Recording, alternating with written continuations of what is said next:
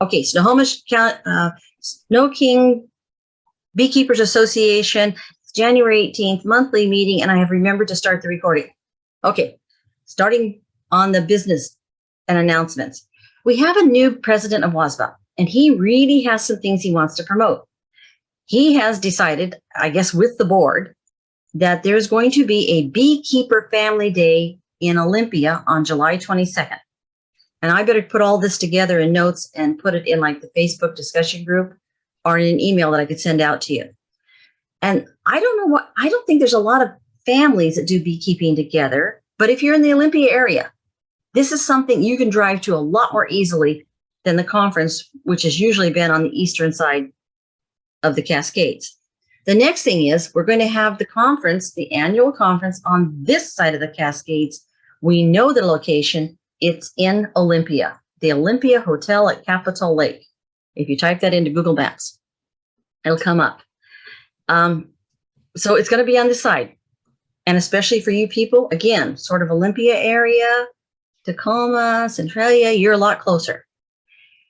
The WASBA is still working on getting us a master beekeeper level academic class. And for those of you that have kind of been hinting, if you go into Journeyman, I'm pretty sure Journeyman's going to be required or will be a big help at getting you into the academic class. I don't know a lot yet. Professor Kelly Kulhanek of WSU is actually on maternity leave, but while she's on maternity leave, she's also writing the curriculum for that. And she's taking our advice, what we think should happen. This president is also into working with veterans and hives. Healing Through Hives is the program that he's working with. I think more will be coming out about that later. If you're a veteran interested in beekeeping, military vet, or you would like, somebody who is, this might be a program you might contact me and I'll tell you what I know, which is not a lot, except it's coming together and it's funded. There is funding. And that often means things happen. Going to bring together farmers markets and little local initiatives and different things. Sometimes people have good ideas, but they're really small. And apparently this Healing Through Hives is going to bring it together and help people find each other, which is why we are at a beekeepers meeting, so we can find each other. Oh, I have the links to the last conference in October. If you need them or want them, just email me. I know I'm going to send them out to the Journeyman class, I'm thinking for sure. Classes. We are doing classes constantly. We do them year round in this club. Apprentice, as was it somebody mentioned, was it, I can't remember. I'm losing the name now. Somebody said they're already starting apprentice next Monday. There's still some time. I could still send you out everything digital. I could do print manuals out by Monday if I got going really fast.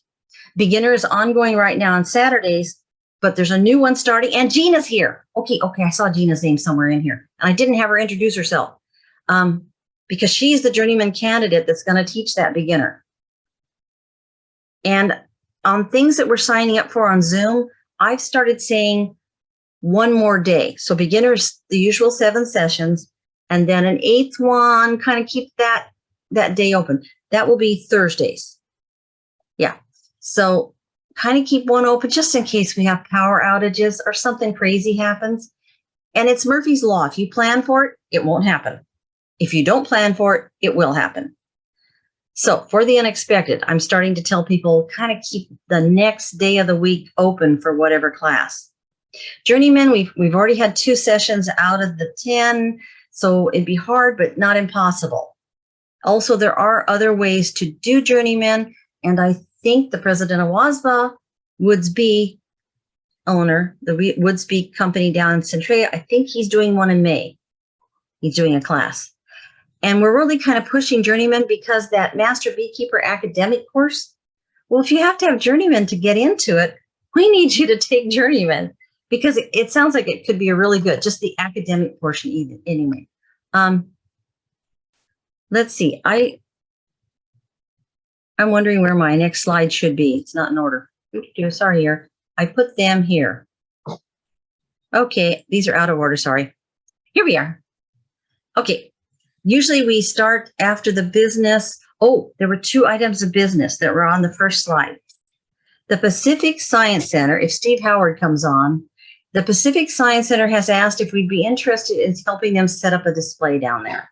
So see Steve Howard about it. It's just a possibility. We'd have to get moving pretty fast on it. I don't know if anyone knows how to do formal displays with a demonstration hive where you can see the bees, hopefully kid indestructible. That's asking a lot. And then what was the other thing that was on that slide back there? The Pacific Science Center. It'll come to me. I'm sorry, but I know that my slides are somewhat out of order. Did I have? I better just stick with this. Usually we talk, and we've been talking here about you got to get the bees cleaned out. We covered an awful lot of territory of what I was going to say. But I do warn people, if you stop checking, you will miss the attention the hive did not need until you stop checking. It's sort of a Murphy's Law. I think we should have Murphy's Law beekeeping corollaries written out on a list. If someone want to take charge of that? Okay, so we're all in monitoring mode. And only on the warmest of days would I ever dare to look to see if there's brood or anything. I would never. Okay, I'm not going to. I'm going to advocate for, but I'm at 476 feet in wind, and I have learned I'll just wait. It's not going to make a difference. I don't need to go inside. Although if your hive has been knocked over by the wind or bears and you're putting it back together, it's kind of hard not to come back a week later and see if they reclustered. And they do. Bees are amazing. Never give up. Never say, uncle, just keep going. But everyone's checking their entrances, right? Especially if you don't have a top one. That's one of the dangers of not having a top one. You've got to really watch that the bottom one doesn't get blocked. And bees, it's not that they can't take dead bees out. It's just that when those big fall die-offs happen, and that should be over. Everybody should have already had their pile of bees, and there should not be a big pile like that again.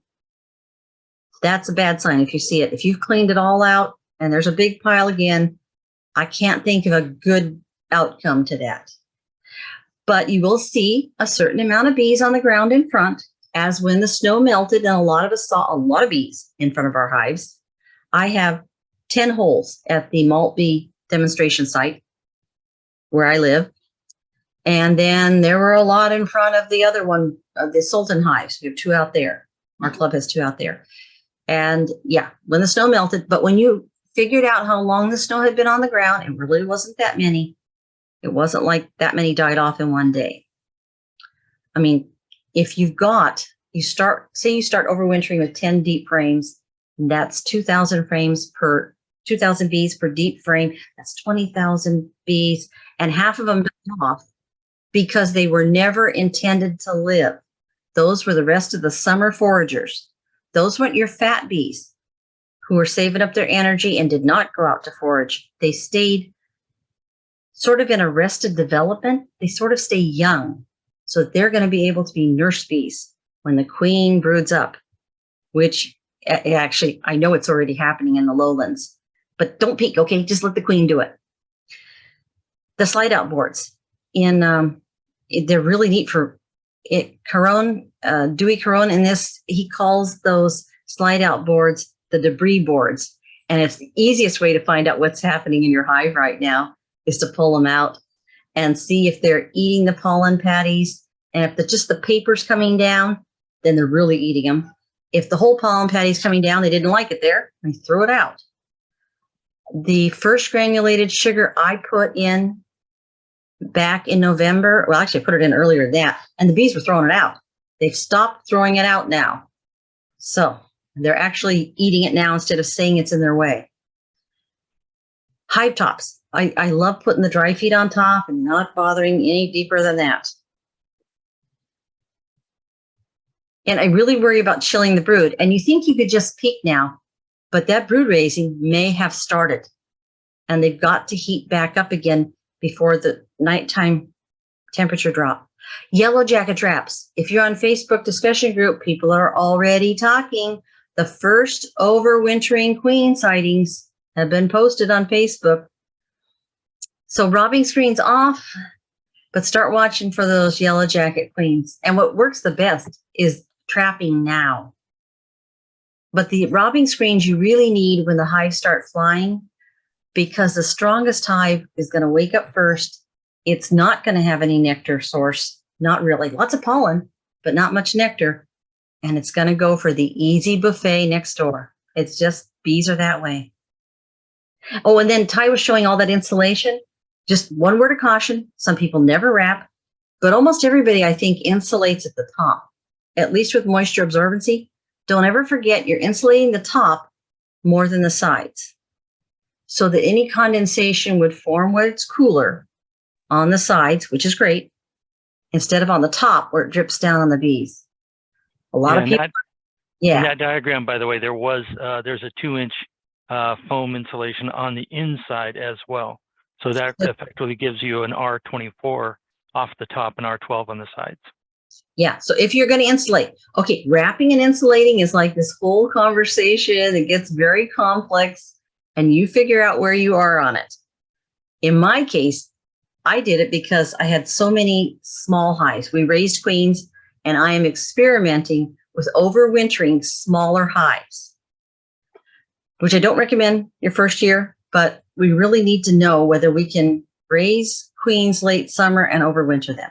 And a lot of people are successful. So I think we could all be. And then the moisture shims, I keep those on. And everything's fine. You're dry up there on the inner cover. And then when they brood up, the humidity will rise. And because when we take in carbohydrates, all living things, bees included, we take in carbohydrates and we exhale CO2 and carbon dioxide and water, carbohydrate. So that's what comes out of us. Well, that water has to go somewhere, and you will see condensation. If it's just moist on the inner cover, I don't really worry about that moisture shim above, but, and opening more vents on the top often won't really help. Cutting down sometimes actually helps, but yeah, you might notice it, and you might have to make a decision about what to do with that moisture. When the brood, and you'll see it, this change. Everything was fine. It was dry, cold. It's even pouring rain now. And then suddenly you'll see this moisture appear. And it often is telling you that they've started raising the brood down below, and they're raising the temperature to the 90s. And then they're exhaling more water vapor. Feed, you can put all the dry feed on without opening up. I already said that. I did find that I've been talking to people, and there's a point of view on YouTube, which I'm really worried about. And they're telling people to just keep increasing ventilation and to take out your inner cover. There's a couple problems with that. So if you are in that camp that you say, okay, I don't need the inner cover there. I've got my moisture absorbency. I've got my upper ventilation. I want air to go up through and not stop lower. Well, this is my view, okay, is that you need something that's a ceiling. It's like a heat ceiling. You need a heat ceiling. If you take the inner cover out and you replace it with the bottom of a candy board, or sometimes a Vivaldi board, maybe it has openings in it, but it's basically a ceiling, a nice kind of solid layer. The reason inner covers, one of the reasons inner covers exist is that they slow the escape of the heat generated by the cluster. And I don't mean to imply that the bees heat the whole hive, but they don't need Arctic winds rushing past them. So that inner cover, or just whatever that layer is, that's solid with maybe some vents and some holes in it, like an inner cover has the oval hole. Whatever it is, it slows the escape of the heat, and that helps them. Less stress on them. And also the other reason that classically that the inner cover was there was to catch the condensation that might drip. With moisture shims, insulation under that telescoping outer cover, probably not a problem, but it is there. But I like to see, like I said, I can see the moisture, and I can say, okay, do I need to adjust anything? Just in case they do brood up so much, I decide that I really do need to crack the lid. And I have occasionally seen that, where I said, okay, this hive is brooding up that strongly. Tiny crack, that's the matchstick dimes, something like that crack. Not a 1/4 inch that the wasps can get through or anything. or that the bees get confused and make an upper entrance that you didn't want them to make. The other thing is, if you're going to do OAV, and this happened back in the summer, some people had taken out their inner covers to reduce moisture in the hive, and they were doing oxalic acid vaporization. But if you don't have a ceiling at the top of the brood chamber for the oxalic acid vapor to get stopped by, it's just continuing on up into the moisture shims and out the vents. I mean, you need to have that stop if you are doing OAV, something. And then I am a lazy beekeeper in a lot of ways and a low-cost beekeeper in a lot of ways. And I wouldn't buy an extra sugar shim or anything like that. I just pour the granulated sugar around the oval hole in the inner cover, and then I can see the bees come up and I can see how much they ate. It's just really easy for me. I don't think we need to see that. I think. Hey, Eli. Yes. Can I ask you a fipronil question? Oh, the fipronil. It's not sold legally for that, but. Right. Well, so if anybody's in law enforcement, please plug your ears. So do I take like a tablespoon of, what I've heard is you mix it with cat food or tuna. So do I want to take like a tablespoon of cat food and a couple drips of fipronil and mush it and together? And how any thoughts? I've never wanted to do it. It's got to be meat. Yeah, I've never done it, so I don't know. I have absolutely never done it. Okay. Yeah. I'll look it up. Cat food would be enough with a one-way valve type, like pop bottle to make your own. I don't know that you would need it. And there's that one where you hang the meat just over the soapy water. Then they go down. Have you ever seen that design? And they get their wings in the soapy water, and that's it. They can't go back out. But they're so attracted to that rotting meat. And getting your traps out early, the meat gets good and really rotty. But fipronil, I don't know. It is. They even put it in the journeyman manual, and I'm going, okay, it's a super nasty poison, but I hate the yellow jackets. So if it's really bad, I guess I would try it too. And it is pretty contained. I got to admit, it's inside the trap. It's pretty contained. Yeah. Okay. And your homeowner, doing it, it's off-label use. And if you're a commercial pesticide applicator, you better not be doing this. Right. Commercial concern. Yeah. Then I think we have to say no officially. I hope that helps. If anybody else has more ideas on it, I have a question. Why, if you're trapping the insect, why would you need to poison it? I think you're thinking that it's that one-way valve or whatever isn't really going to work. Or they are dangling the meat so that they get their wings in the soapy water. So if you're putting the traps up more quickly and less designed, if they're not one way. What I heard about fipronil was that maybe it's a little early to start with the fipronil, but when they are beginning to lay their eggs, they will take it back to the colony, the meat, and feed, and then it kills all the larvae and that kind of thing. So that was the whole point of the that fipronil. Makes sense. I was just confused because you guys were talking about traps, so it just was kind of didn't make sense to me. So I understand now. It's a different trap. Hot bottle traps. Yeah, when I say traps, and you can buy them, and you can buy pheromone, and fipronil is flea treatment. That's why it's an insecticide. It's what you put on. Actually, it isn't working anymore on a lot of animals. They've moved to other things now, including some of the neonicotinoids are now in the flea treatments. But you're using very small amounts on your pets, and you're giving your pets relief. And okay. So, yeah.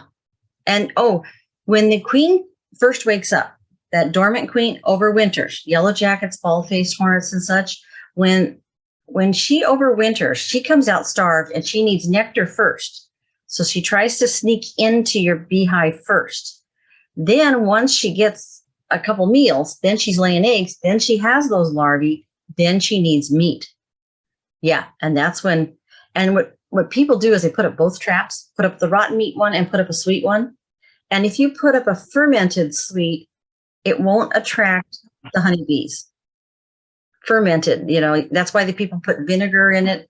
Well, vinegar wouldn't be good enough. Would it?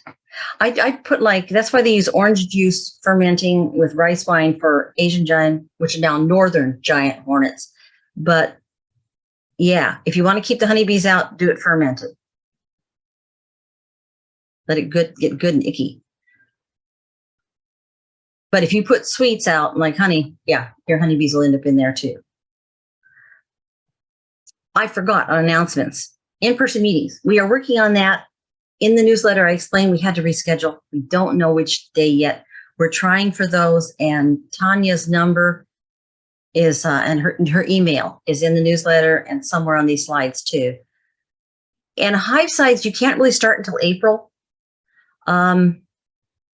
However, I was thinking, especially for a beginner, if anyone could dress warmly enough, especially your feet, and can stand around, we can do an oxalic acid vaporization with the wand and the gun. I have both of those.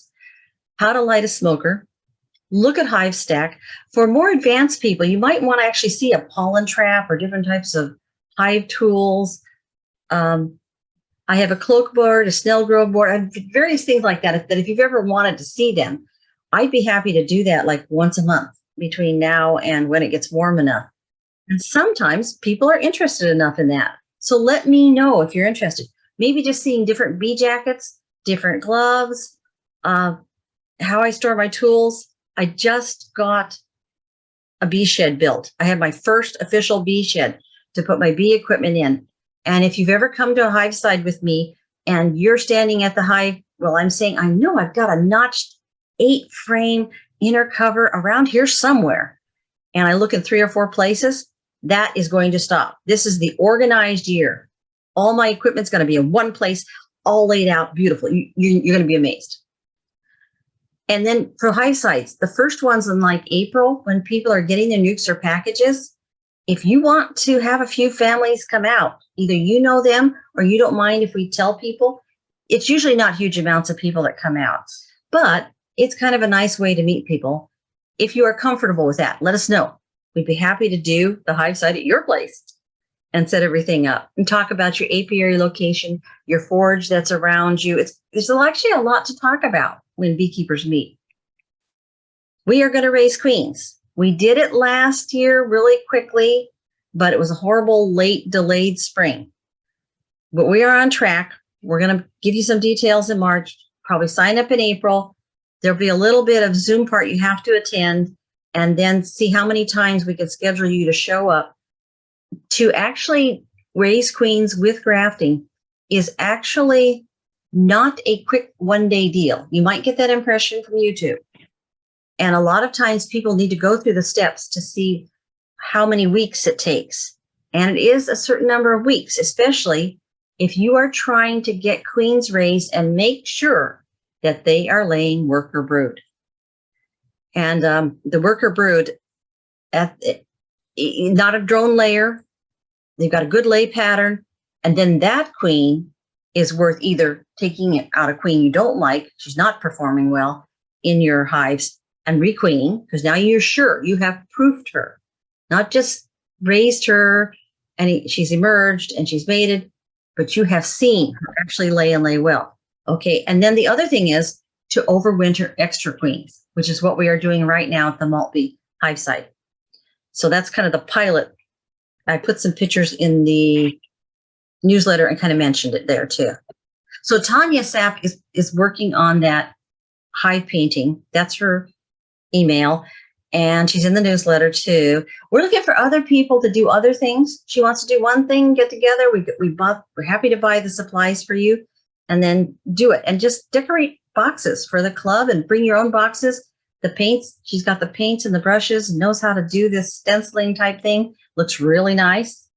But we can also use people who want to show how to make food wraps out of using beeswax on cotton cloth, or they want to show how to put frames together correctly with wood glue and using the right size nails and making sure that those frames will not come apart on you when you try to get them up.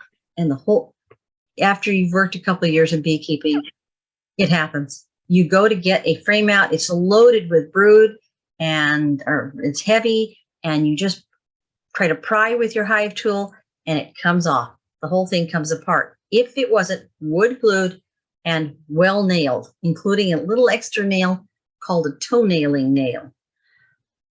And then we'd love to have people come out and do presentations. There's an AZ Hive person who says she would love to do it, but she wants to do it in person. She's as tired of Zoom as all of us. I think that's all the major announcements I had. And then I was trying to play this. This is right here. There's the link. I was trying to play this and get the audio to work. I can try it and we can vote, but I don't think it's working well enough. But what I can do is I've watched this and I sort of narrate it for you. This is the best of all the presentations they had at the October 2022 conference. I thought this was the best one for hobbyists and all ages because his pictures are great. He goes through exactly what you are seeing and what would it mean at this season of the year? What would it mean, if you've done recent treatments, the hive has been stressed in any way, what could it mean? And he gives you the options of what something could mean when you look at a slide. One of the hardest things about being a beekeeper is when you walk up to your hive, it's not the same as it was the week before. Oh, at first, when you start out, you're feeling pretty confident. Okay, I got that new package installed. And then you come back in a week and yeah, they're kind of expanding a little. You're taking some of the feed. You don't see it, but then the growth explodes. And then you start realizing that every time you go into the hive, it will look different. And then after we get you through beginner, the last thing we do is warn you that next spring, the hive isn't going to look anything like it looked at the same time. The package that you bought, the 5-frame nuke package or the 3 pounds of bees in that package, that is the size that you're going to have coming out of winter. And that could be what your beehive looks like in February. Instead of that's what it looks like in April, May. So you're going to be looking at some very rapid growth. Everything will look different. In beekeeping, one man named Zach Lamas gave a great talk, and his example was, he said, it's really unfair. Beekeeping is flat unfair. He said, anything else you do where you raise an animal or farm activity, you're going to milk a cow. And this is his example. You're going to milk a cow, and you don't know how to milk a cow. Somebody shows you, they show you how to do it. They show you where the pail is, where the stall is. Okay, you feed the cow a little bit of feed, you tie it up here, and okay, it's the same cow every day. Well, you're not too good at it the first couple days. Maybe they kick you and knock the pail over, and okay, things don't go well. But eventually, it's the same cow, the same pail, the same stall, the same shed, and you learn how to do it.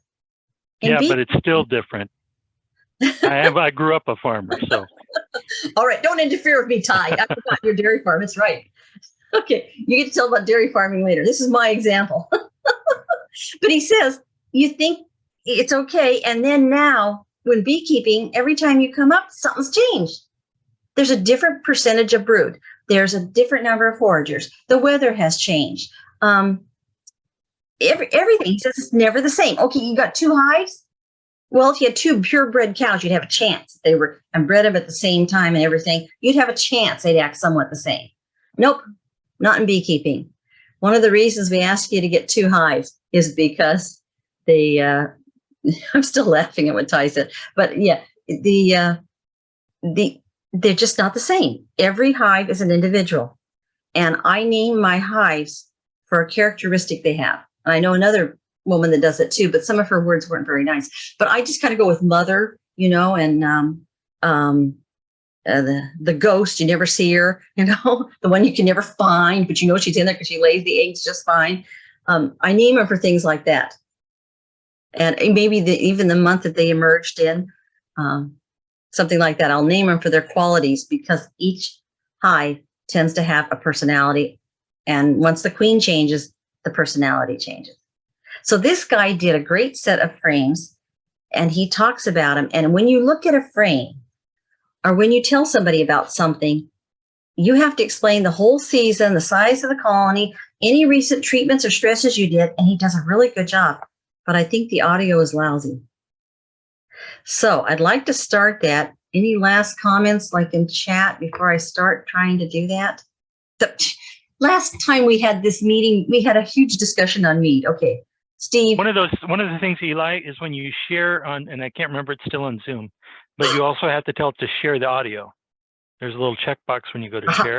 Okay, if you tells can it to share the. I can't do it because you're sharing, but anyway, I haven't looked at Zoom in a few months. Let me see. But usually when you went to share, there's a little checkbox that says share the audio, and then it'll. Okay, let me. Wait, I'm going to pause that, and then I'm going to. Okay, let me try a new share screen. I think it's on the lower left. It should say share sound. So it's still there? Great. Okay, share. I can see share screen. Oh, there's a little arrow on it. Advanced sharing options. No, that didn't do it. I know how to share screen. Show captions, connections, apps, whiteboards. I'm going to take a quick look down here. If you think it should be at the top in the middle. Okay, on the menu that tells you everything includes share screen.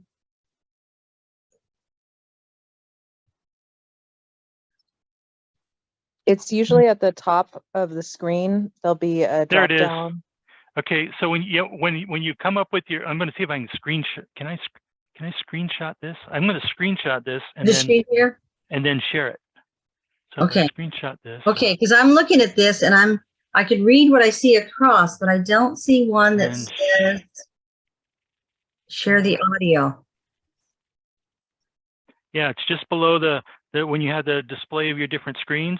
There's a little line right at the bottom there that says. Oh, when I get to that part. Okay. Yeah. So when you see the share sound. Yes, thank you. Okay. Once again. Okay, this is wonderful. And there was Beekeepers can do anything. Yes. Okay. So I have to click that, share the sound. Yeah.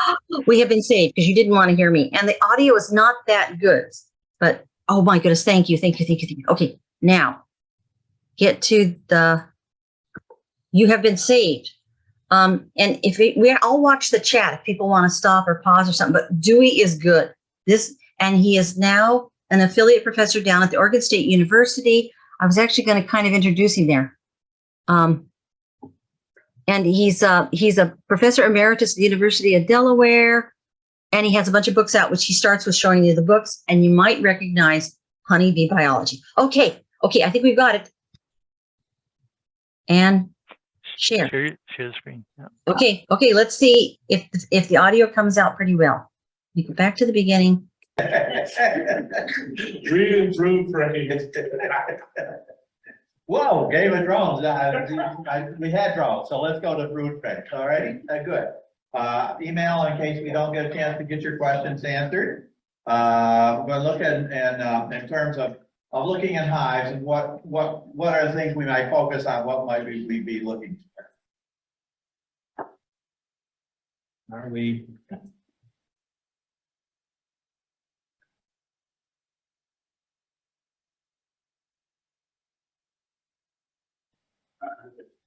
We are not.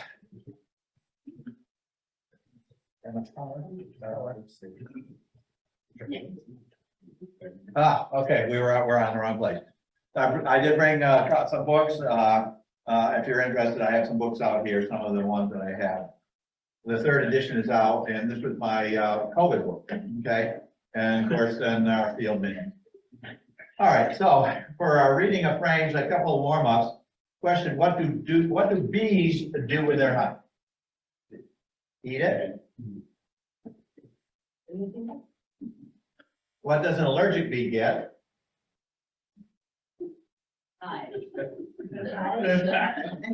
What is more unpleasant than being with a fool? Okay. They do their honey, they sell it. But allergic bees get high, and what is more unpleasant than being with a fool is fooling with a bee. Okay. How do you read a book? A lot of different ways that we might pick up and read a book, and I'm going to equate our reading of a brood frame as how we might read a book. So the whole hive being a book. We might speed read, we might use a Kindle, we might use any number of different methods of looking at that book. And so too with our beehives, because we're all individuals in terms of our beehives. And of course, each of the beehives is a different book. It can tell a different story, it's a mystery or whatever. So let's open that book and attempt to try to go ahead and read what we're going to look at. We start by outside, we'll look at our configuration, and all of our hives might be different, they might be all the same. Commercials are going to be very much similar. So we'll look, we've got, it looks like a screen bottom board. We got 2 hive bodies, regular Langstroth, 8 frame or 10 frame, these look like 8s. We've got a super over queen excluder, that little bit of space is our queen excluder that's in there. And our brick on top, and also our condition indicator. So we have the brick to hold the top down, and then that little block on top as to our message that we're going to look at from our last visit. What was going on? Where was there queen cells? Is there, we didn't see the queen, we didn't see the queen, they did the super, all of those things. We can all do that with no peg. We can do it with our phone or a simple indicator there on top. So we start on the outside, looking around the hive, of course, in terms of how we have all that configured out, all right? Dead bees, skunks, different configurations, pest management history, and then, of course, why we're going to the hive while we're looking here on the outside is we're starting already to start formulating, what do I need to do? Does this need another super? Are they rearing queen cells that potentially may swarm? Yada, yada, yada, all of those things that might be in our wheelhouse of why we're going to the hive and reading the hive, reading our book, okay? Of course, we're going to have standard, at least maybe standard for us, but that's going to maybe be very different. Here we're looking at a backyarder, shed there real near close by, water for the bees. The bees up high for mice and skunk control. Commercials looking very different. Commercials are going to try to have every one of those hives on that pallet exactly the same. Whereas often in our backyard hives, you can see different paint, different structures, different, here they're at least 15 degrees different where the entrance is. So the bees are going to do less drifting from one colony to the other. Because immediately when they come out, they see polarized sun. So these are 2 very different addresses for the bees because they're looking at when they come out at that polarization in the sun. And of course, the different times of year they're going to look different.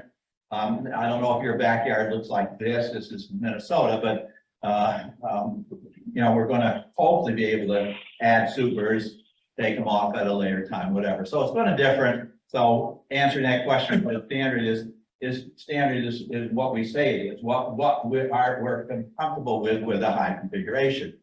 No 2 are alike. Here's a coffin hive, a longitudinal hive. So rather than having 2 boxes on top, this could be one colony, it could be 2 colonies, it could be a colony with a couple of nukes, whatever the configuration may be.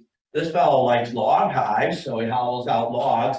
That he couldn't keep these alive in standard Langstroth, so he's putting them in logs and had much better success. He was not a mite treater, he was treatment free. Here we have a top bar hive, different configuration. If you keep them initially and continue working with them, they can be a removable comb hive, as you can see here, but much more delicate in terms of our handling and our ability to take a good look in terms of brood. And eventually this bee fever that we get is going to be pretty serious. We're going to have to build a house adjacent to where we live so that we'll house our bees. Okay. So let's pick up a good book. All right. As I say, lots of different books, what we might be interested in. As we go to our book of the hive, it is always going to be a little bit different. So here we're reading a hive. Wintertime, we want to know how are they doing. So we come up and we on the hive and they buzz us back. They answer right back. Yes, we're here. Everything's okay. So we can go on to the next one. Here in a more southern location, we're reading the hive. We're reading the hive by we're taking the back of the hive and we're hefting it. Is that heft off the full or is that, you know, just coming right up? So we're actually without intervention here, without going inside, reading the hive in terms of the weight. You can do some of the same with the debris boards on the bottom. I was just this week at a situation where the debris board was loaded with material off on one side, and it looked like comb, looked like darker comb. But why on just this one side? not along the whole side, but bees were clearing out comb for some reason just in the corner. It was really, really heavy, just almost black with all this material falling on the debris board. Short end of the story, it was small hive beetle. Small hive beetle that started there. He had started feeding the colony. They were pushing the brood down from the second box into the first box, and the bees discovered that there were small hive beetle in their colony, and they were cutting out the comb so that they could eliminate the small hive beetle. Eventually, we did see some cadavers of small hive beetle as well. So just reading the debris board, lots of different things we can get as an answer there. And of course, during the middle of winter, we can do a minimal amount of intervention, not snow on the ground here. All we're doing is taking our covers off and looking then, where is this cluster? Where are they located? Is there honey adjacent? Is there honey that is in the frames that are there, that adjacent to the cluster? Is at this point, do I need an emergency sugar brick, for example? Because there I'm not seeing very much honey, or all the honey is over here remote from where the bees are. And if it stays cold, a cold snap, they're not going to be able to get there, and I can lose my colony to starvation during the winter because they're just not going to get to some honey that they have. Colonies with honey can starve during the winter; they just can't get to it. So an emergency sugar break. So all of these are part of reading that good book. So the mystery is what's happening in our colony in the winter. Here are several different ways to read that book during that time. They're going to be able to store enough resources that we might rob from them, take a surplus, or they're going to have enough to get through the winter period. Okay, so let's dig in and take a look and read a frame. Okay, so this is a page then of that book. Is the hive a mystery, or is it comedy? Is it a true adventure story? Sci-fi? What kind of book are we looking into? We're looking into our hive. So here's a book. What can we read? What do you see in this book? This part of this book. What are you reading on this page? Healthy frame. Pollen. Brood. Cat brood. Yeah. Good. Anything else? Good pattern. Good pattern. Honey. Okay, look how much we can read from looking at this one part, one of the pages of the book. Okay, cat brood easily, honey very easily see. Rather than calling that pollen, I call it bee bread because it's pollen that's been processed. All right, like propolis is the process of plant resin, but we use those kind of terms kind of interchangeably. So we read a lot, but this is a mystery still. What haven't you told me by looking at this frame that we can read about this town? There's still a mystery, Mike. Wayne, how many bees are there? Look at that. How many bees are there? Some? Is that enough? No. Okay, so part of the mystery is to me is why so few adults? All right. Now I didn't shake the frame as I pulled it out. I pulled it out carefully. I mean, if you shake the frame, that's going to be a whole different part of that mystery. You're creating a mystery. So there's still a mystery going on in this town. And all we're doing is looking at one page, if you will, or side of one page, side of one frame. Okay? So remember the root area is going to be a sphere. And so depending where we are in the sphere of things, our story is going to be a little bit different. Or the story we should see is going to be a little bit different.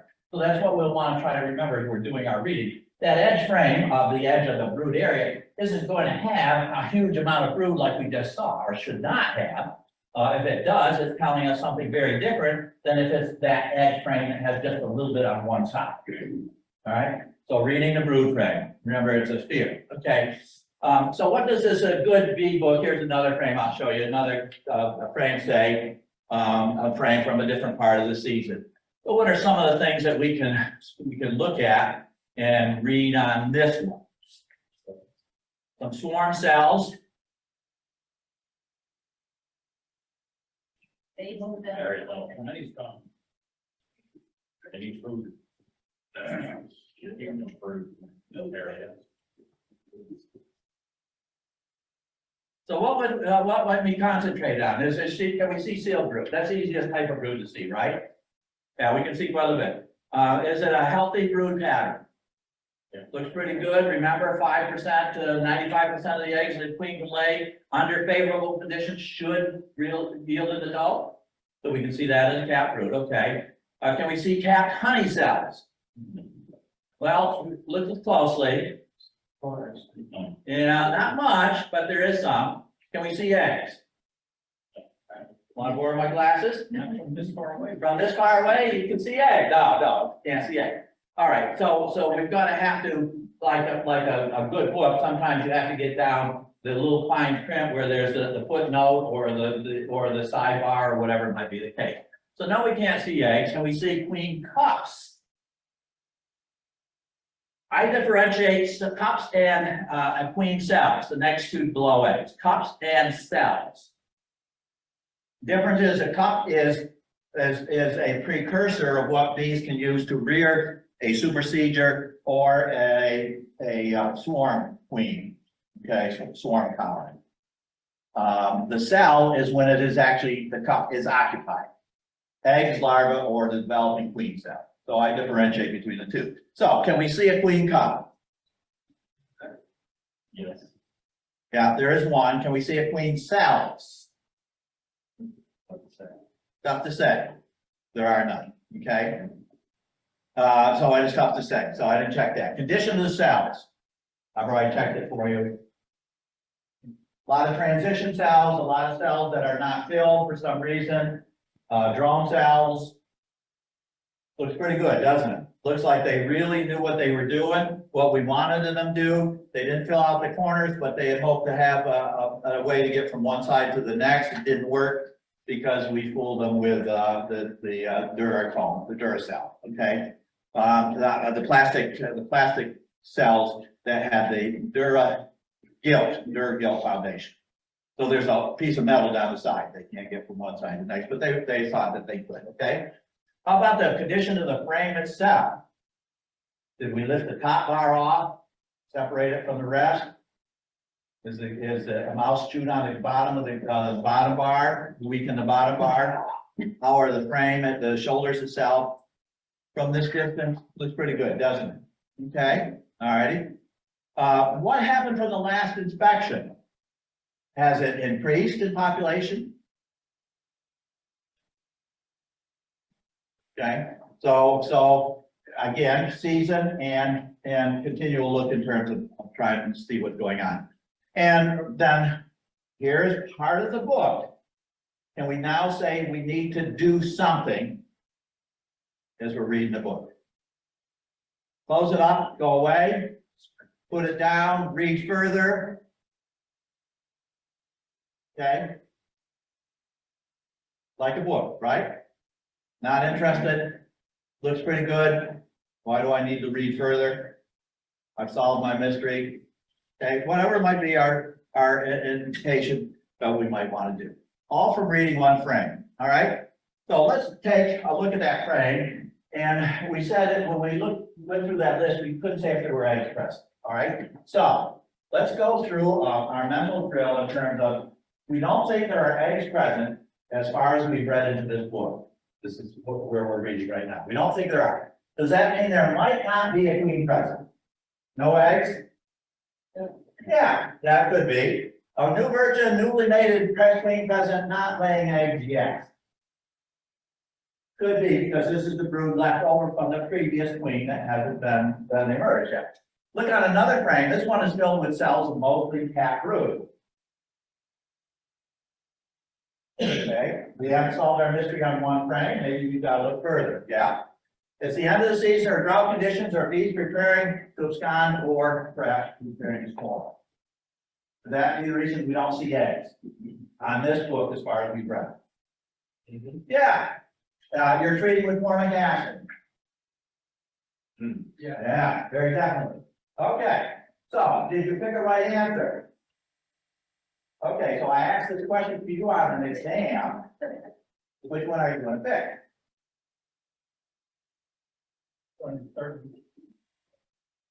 Number one, number three, the third one, middle one. Any others? You know you're doing the formic. Okay. Yeah, well, as you may have forgotten, or your grandkids or your kids haven't said, I don't know, all the answers look right, and this is the case. Every answer is the right answer here. So how am I going to tell the professor that I really know what's going on? So you pick the middle one, all right? So those that said they picked the middle one, you got your answer then. Okay? Higher education. So that's what we should see with eggs, okay? Properly positioned in the cell, okay? As they get towards the period when they're going eggs don't hatch in bees, they mold into the next stage, of course, the larval stage. They lean over in the cells and they kind of then look flat and a little bit easier to see for us. And so that means that they're pretty close to going to the next stage. So that's what we should say. But what about this? This is great. Look at all those eggs. My gracious. Laying workers. Laying workers look like, doesn't it? Too many eggs. No, that's not a good thing. Okay. So management choices, laying workers. You think we got a mystery, laying worker colony because we see so many eggs in the cell. What are we going to do? Requeen. Sorry. Use formic acid. Shake them out. Shake them out. We got lots of choices, don't we? There's no one way to treat all of this. The best answer for this is euthanize this colony. But we're not going to do it. Okay, we're going to try everything that we know and that we've heard and that our neighboring beekeeper and the club mentor says, and our person we go to for all those questions, or the book we go to, going to say do something. So we're going to do something and we're going to end up with the same result. Okay, nothing. So you can be euthanizing right now or do everything and end up with the same thing, same place. Okay. Yeah, some of these other things work for sometimes. All right. So the same frame. We say there's no stored bee bread present. Okay, it's just a very couple cells, I pointed out. So does that maybe mean there's no young brood to stimulate pollen foraging? Does that mean why we're not seeing bee bread on this frame?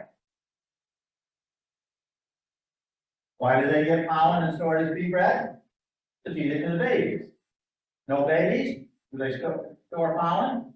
A lot less. No, so they could be. Numbers of cells are filled with fresh nectar. The cells where they could possibly put bee bread over here on the side either have capped honey or some liquid honey that they're processing that they can use. They actually don't eat honey. They eat processed. They process it to be more dilute. Could that be the reason? Yeah. No space. We got another frame, especially frame at the edge of the brood sphere. Could that be a reason? Yeah. Pollen dearth or drought or heat spell. Yeah. Bees preparing to abscond or swarm.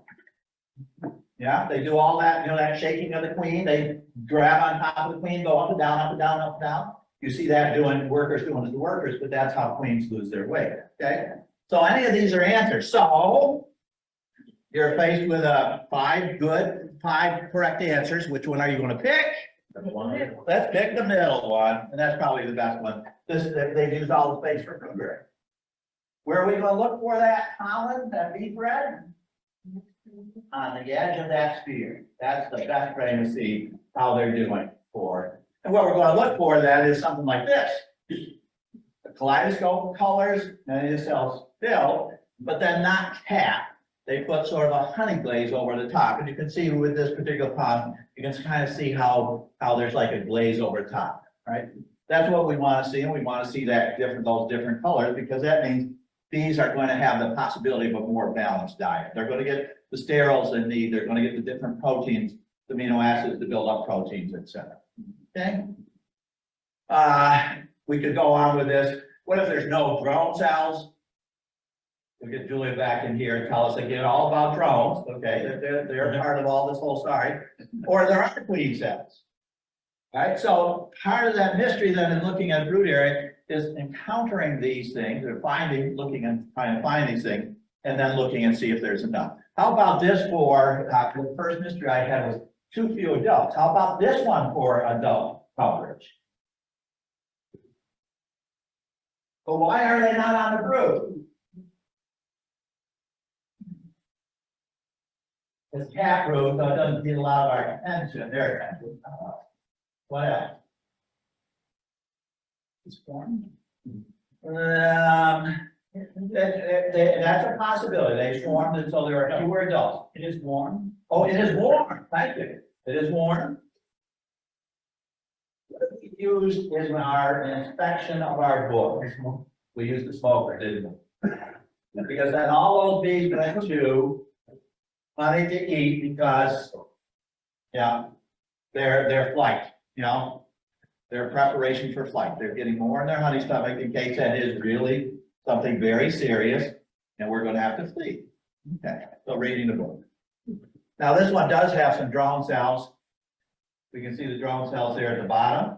Why there? Because they have modified that foundation. They got, as they were filling out the foundation, they got kind of desperate that worker cell, worker cell, worker cell. Oh my God, this is boring. Let's do something different. So at the bottom, they built a few drone cells. Okay, bees playing with them. Okay. Now, can drone brood be too much of a good thing? Here's our brood, but what are we looking at? All drones. Look at how nice that pattern is. All drones. Getting ready to swarm. Getting ready to swarm. Unfertilized female. Okay, initially we said something else, but now we're talking, this is a queen laying eggs, quite normally. But the eggs are all drones. Okay, so yeah, too much of a good thing. This is a colony with a perfectly good queen, except she has run out of sperm or whatever is happening. The eggs are eggs in your body without being fertilized. That a good condition? Now, what are we going to do with this colony? Yeah, we're going to try to do everything in the world that we can, right? Are we supposed to euthanize it? Can we euthanize it? Should we euthanize it? Yeah. We're going to try to requeen it, right? We're going to buy a $42 queen, Mart, $45 from the best breeder in the world, and we're going to put her in this queen colony. What's going to happen? They'll kill her. The bees are killing her. Likely. Not all.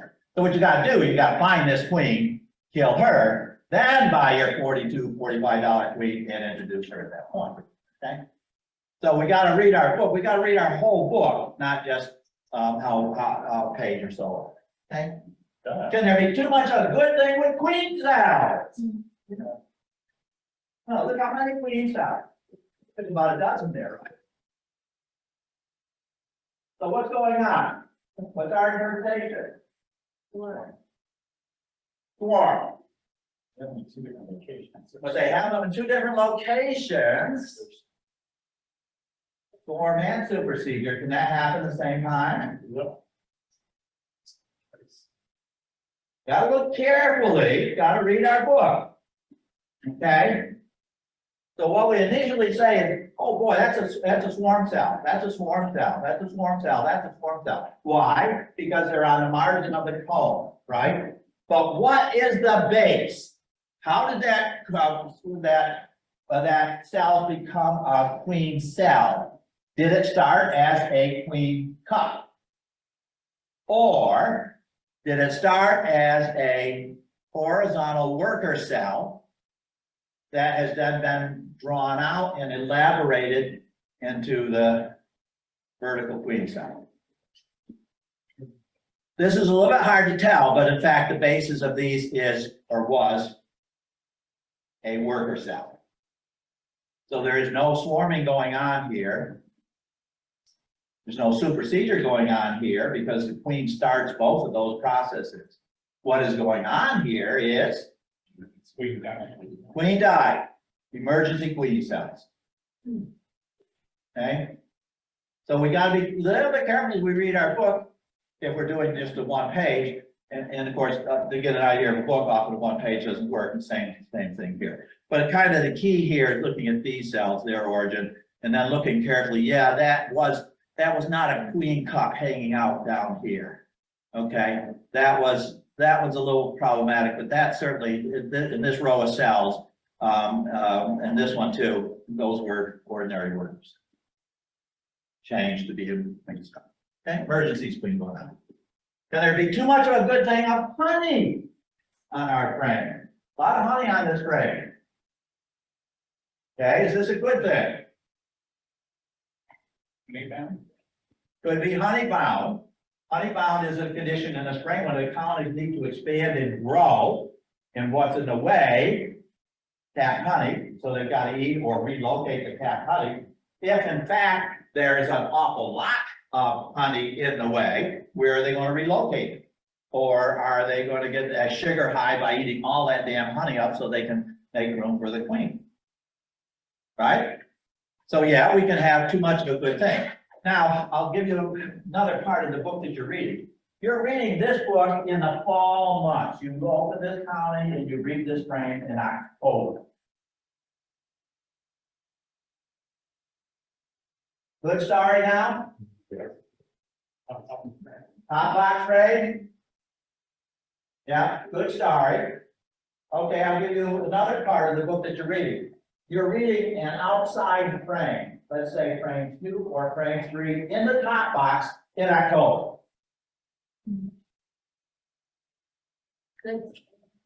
Great, right? Those bees are setting up for winter. They're restricting the brood area where the queen can lay eggs. And in fact, this brood area, if we look at the frame below it, in the box below, that sphere probably continues. This is part of the semicircle. We'll find the lower part of that semicircle in the lower box. It's a sphere, and they're pushing that sphere closer and closer so that they're going to help during the winter. So during the winter, these bees are going to move upward and eat that honey that's there. Now they're eating it now because we smoked the cow. No. They'll put it back after we close it up and the trap passes.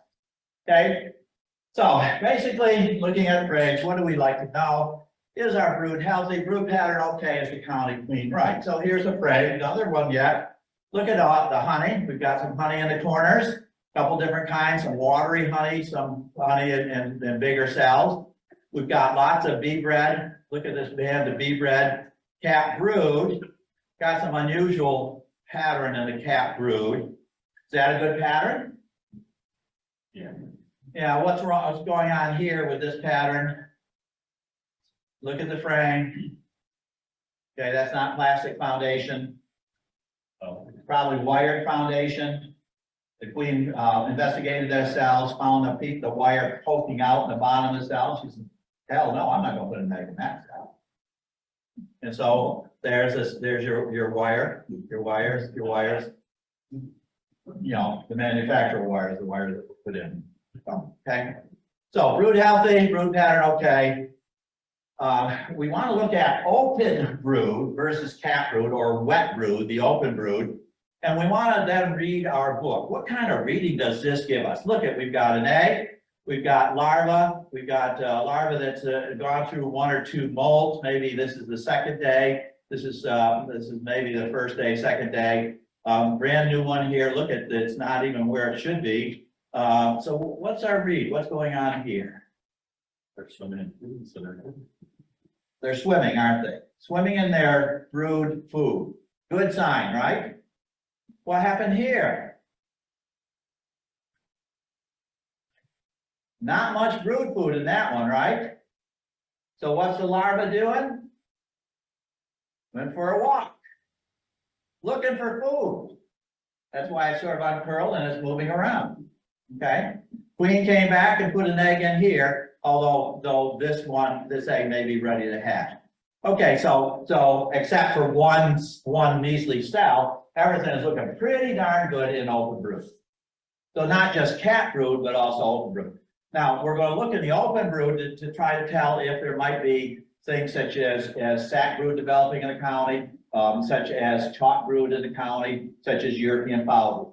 We're going to look at cap brood to see if there's a possibility of American fowl. All right. So we need to look as we're looking, trying to determine, does this look healthy? The colony look healthy? One, is there enough feed? And that answer is obviously yes, pretty darn good. But secondly, is there any evidence yet of developing some of these diseases? Okay. Brood food, white, glistens, it's in the C position, the amount of food, and not disease. And so the diseases we're looking for are EFB, chalk brood, sac brood, and IBDS. What is IBDS? What is IBDS? What's a good answer when I say, what is IBDS on your test? Disease. Disease.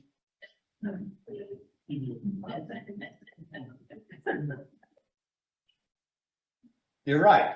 I don't know. IBDS stands for I don't know. Idiosyncratic brood disease syndrome. Idiosyncratic means I don't know what it is, but it looks like a brood disease. And it's a syndrome because it could be anything of a disease.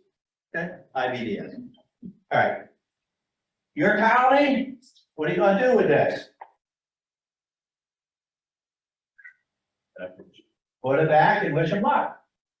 Go on, right? Looking pretty darn good. Only one cell seems to be having a little bit of problem, right? Cat brood, bee bread, capped honey. You like what you're reading? Like what you're seeing? What's the colony trying to tell us? So in cat brood, what are we going to look at? Is it a solid pattern? Are the cells of the brood, cat brood convex, that is they pop up just a little bit, versus convex, they're kind of sunken in? No perforations in the cell. Perforation in the center is okay, means they're still capping. But little holes like pinholes, etc. Perforation. The amount of brood, this is a nice solid pattern. Are we like to see varroa mites at this point? How are we going to see varroa mites? This is your county, you're reading this book. What are you going to do to see if maybe this is varroa mites? Look at the frags. Maybe pop cap, that's a little bit harder with worker brood than if you had drone brood in there. What are you going to do? Sample. Thank you, yes. So I am the guru of sampling. I'm writing the honeybee healthy tools for varroa management. Sampling. We could do those other things, but the easiest way is to take a sample of 300 adult bees, wash them with soapy water or with alcohol, powdered sugar, and then see how many mites there are. Is this condition due to mites? Well, yes, it could be, but we're not done reading our book. We got to bring in an aid, sampling for the mites, to be able to tell better what we're going to be looking at. And then for disease, we're going to be looking for 2 American foul brood, the most serious of them, okay? That shows up to us when we're looking in the cap stage, right? The bee is, the larva is infected, but we don't see it until actually after the cap stage. So that's the stage we're going to use for American foul brood. And then the PMS would, to us, might likely show up as this, whoa, lousy pattern, but also the bees uncapping, if we've got any healthy stock, and most of us have some stock that has some healthy built into it. In most cases, the uncapping, the workers go around, they smell something different in a cell. What they smell is a mama mite that has gone in, and she now has youngin inside the different stages inside. And that's what the bee walking along those cappings is going to be able to smell. And then it's going to then start uncapping. Well, they sometimes have difficulty detecting which cell is the one that they're smelling that has that mite, that ugly mite producing her baby. And so often they'll uncap several cells in a row. What they're doing is they're looking for that ugly cell one. They may recap. We have some stocks that recap, but in many cases, once they've violated that cap and they started tearing that capping off, they're going to tear it off completely. Even though it's a mistake, there's no mite in that one. They will continue uncapping it, and then they'll start chewing out the pupa that's inside. Okay, they're going to cannibalize that brood, but that's a good thing. Okay, so we can do that reading by looking at cat brood. Yes, question, comment. Is that pattern just because it's coming to the end of the season that they're not being start laying as many eggs? Remember the sphere concept. Would you want to see this toward the end of the season? The sphere can be all over the place during the active year, 4, 10, 12, 14 frame. But as we get down into October, that sphere ought to be coming really together.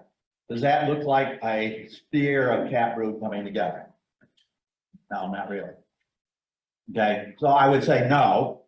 It can look a little bit scattered. This is a colony that has a very, very active case of PMS, this is a ghost of a colony. Okay, it's not going to survive winter. The chances are, the greater chances are it's not going to survive winter. With bees, you can never say never. Question? The scattered pollen. So it looks like, or the bee bread, The right? bee bread. It appears to be also scattered. Yes. Is there a specific reason for that, or is that just happenstance? Again, with this PMS, because the bees have been fed on, a number have been fed on by the mites, they get a little schizophrenic with their behavior. They're foraging earlier, and so we often get this, instead of nice solid in an area for a reason, put all the bee bread there, you get this scattered. So that's another indicator. What's PMS? Parasitic mite syndrome. And syndrome means, again, something is happening, but we can't necessarily say it this thing, okay? All righty. So, well, we've gone through so what would you do with this column? Management choices. I've already said it twice. Kill it. Kill it. Use an hydrant. But we're beekeepers, we're not going to do that. There's still bees in here, there's still brood in here, there's pollen in here, there's honey in here. We're going to try to save it, right? Of course we are. Good luck. How do we do it? Good luck. Some of them might survive. Gonna be weak colonies in the spring, but it might survive. It's a ghost of a colony. Brood pattern, okay. Yeah, ugly, isn't it? It could be diploid, queen mated with a brother. It could be, remember, if you were here for the Julia's talk, it could be that. But it also could be an example of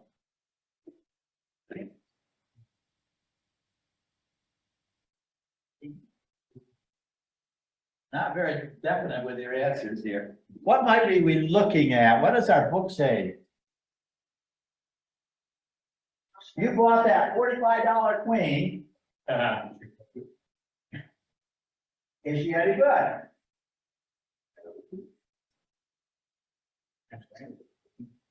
Okay, you bought that $45 hygienic queen.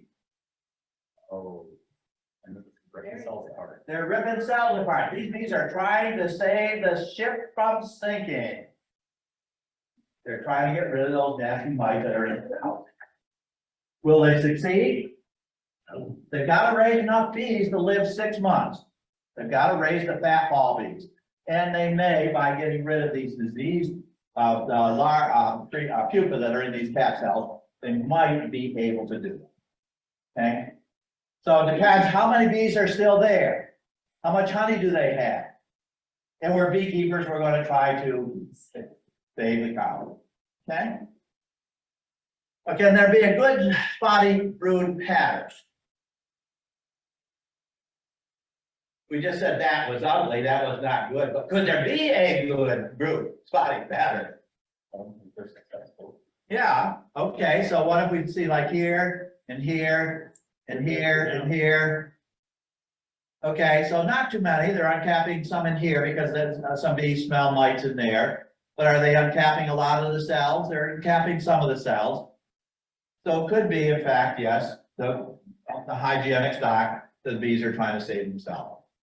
We fight mites. We fight mites with one arm tied behind our back. We've got to have better bees to be able to fight the mites with us. We can't fight the mites all by ourselves. If we're on a pattern of just throwing a chemical at them, we're on a path to failure. That is not going to save us in our beekeeping. Okay? It can be a temporary crutch to get through a period of time. We've got to have bees better able to do the fight. There are some stocks, that more stocks are becoming more and more available in terms of having better bees. Okay? It's all about the mites. The bee PMS pattern symptoms we see in the fall, we'll see snot root. Snot root simply means, actually we're going to break, this probably isn't good timing.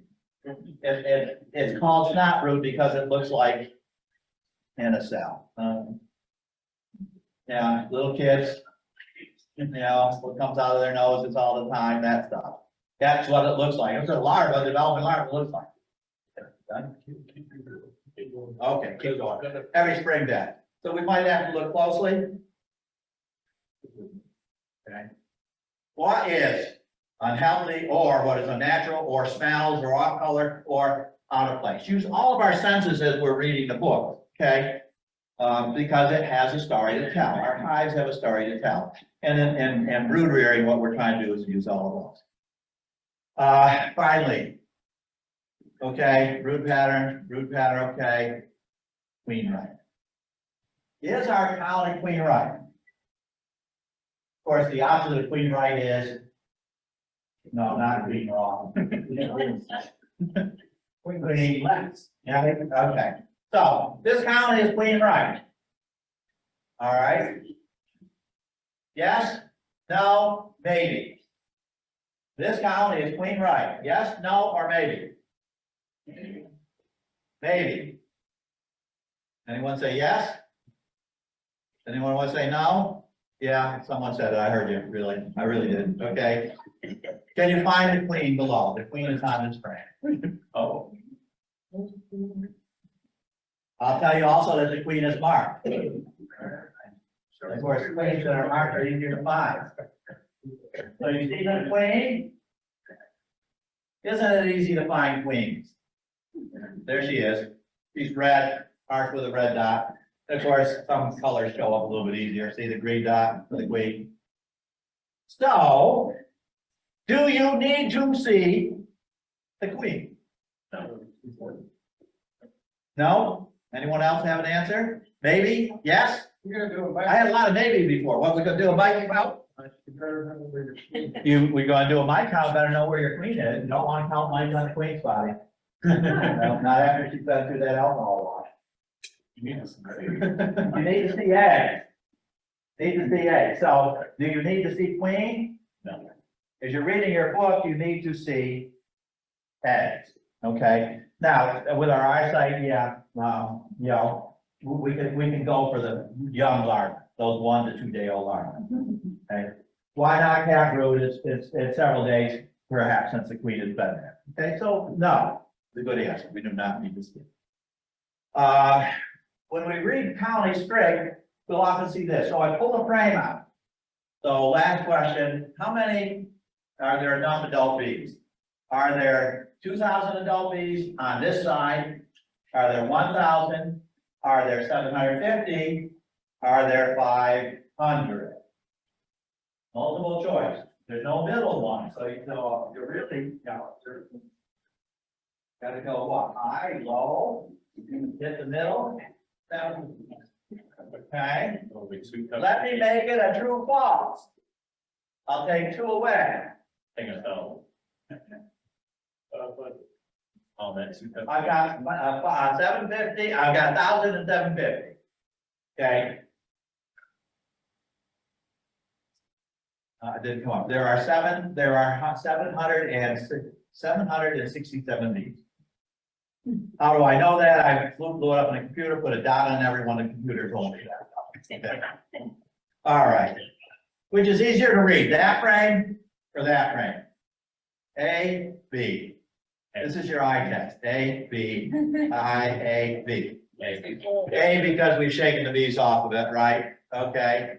Seasonal frame reading, what's going on here? What season are we looking at? Cat brood, open brood likely, cat brood, lighter color. Spring. Sphere, expands. She was twice on this frame, okay? Spring frame. Reading brood cycles there. They've walked on this middle, there in the middle more, okay? One back easier to read, not to do that. So you see it's a bit darker. They've walked on it a lot more, okay? Spring frame. Spring, summer, fall, winter. Summer, full frame, spring, summer, fall. So all vary from the frame. And here's my last one, and oops, frame. Is that a super frame and a deep box? A super frame and a deep box. What did the bees do? They'll drone home. And now I'm going to take that off and feed it to the chickens. I got happy chickens. And I just did mite control, flattening the mite growth curve by having them raise drones and then eliminating the larger number of drones themselves by getting rid of the drones. Thank you for your attention. Good book, read a good book. Right now, I think there's like a 30-minute break.